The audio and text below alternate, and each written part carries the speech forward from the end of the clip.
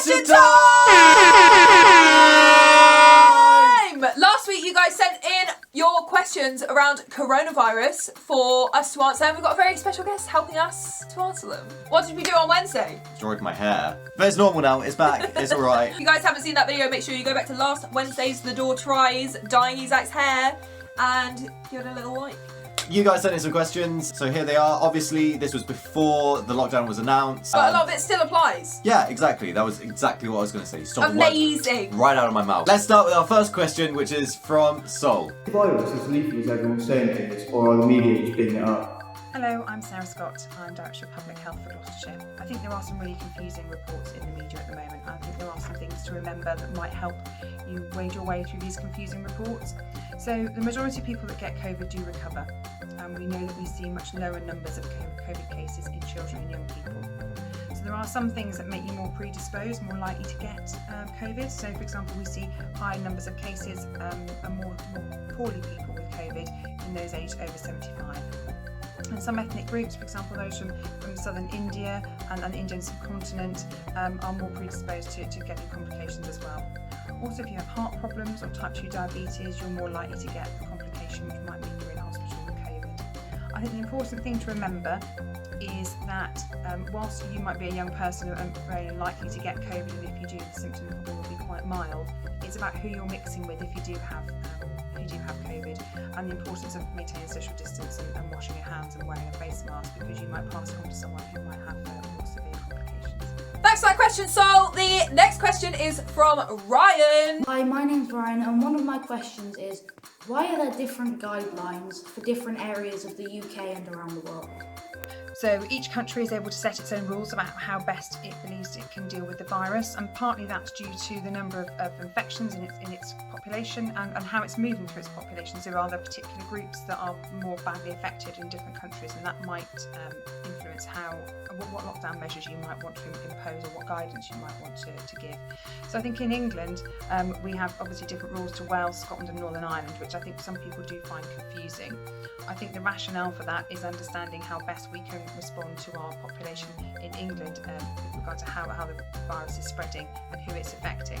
Thanks for that, Ryan and Sarah. That's cool. I actually got one more question that I sent to Sarah before, which is something that I get asked all the time when I'm out and about, which is, why do young people have to socially distance when they're out and about with their friends if they're not socially distancing and being forced to be at school? Take it away, Sarah. So we know that one of the best ways to stop people getting COVID is to maintain a 2-metre distance. That's quite a large gap around everybody, and the main reason for doing that is if COVID spread through aerosols, so if you're sneezing or coughing, those lumps of saliva and snot, if you like, are not going to travel, or unlikely to travel more than 2 metres, so you're not going to reinfect anybody. And the idea being that inside and outside we're supposed to maintain a 2-metre distance. This is really difficult in reality, and I think it's probably really difficult in school, but the aim is to try and create social distance between ourselves and our friends.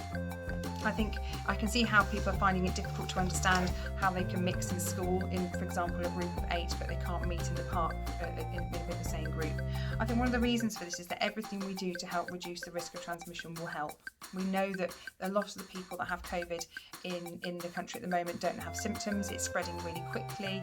So whilst you have to be in school, because we recognise that it's really important for young people and children to go back to school for the benefit of their education, seeing their friends and their mental well-being, if you can reduce contact outside of school, that will help also reduce the risk of transmission. Sweet, that was very informative. Yeah, I really enjoyed seeing those responses, because a lot of you guys ask us those questions and we're kind of just like, well, this is what we think, and yeah. No, that is actually really, really good, and it's good to hear from someone who actually knows what to do. So moving on to some questions that we do know the answer to. This week is National Youth Work Week. This is set up by the NYA, which is the national body for youth work, and they are asking the question to youth organisations like The Door across the country about what our hopes are for youth work and for our young people in the future. That's the theme this week, so which is really, really great. What are your hopes?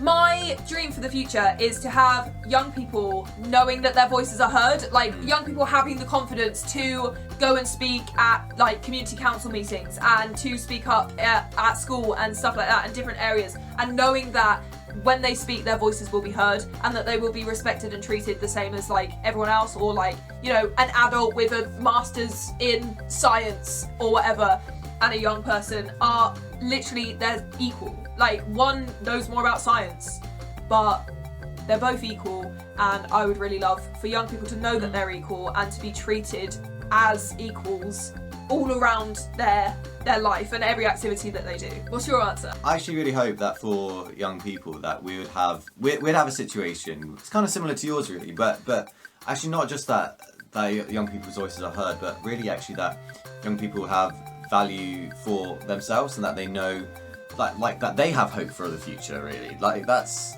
yeah, I feel like right now it's difficult to come by. I think there's so much pressure around that actually like most people don't really want to think about the future because there's so much pressure to be like, what is your future holding? But honestly, like I would rather just have it be so much more like I'd love to see a time where it's just like that there's confidence that like the future that young people have is going to be a good one, and that brings up a lot of questions about sort of the climate, about politics, about everything really, society that we live in. But really that's my hope for youth work, to really be active in that.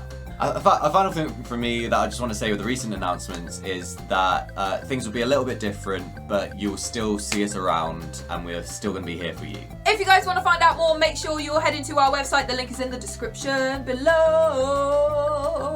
And you can still follow us on Instagram. We're doing all things there. And also make sure you got the notifications on for our YouTube videos because we're still going to be doing them as well. Thanks for watching this video. Thanks for Sarah for coming on the show. And thank you to the young people of Cabin Dursley for sending in your questions today for our special guest. See ya! Bye!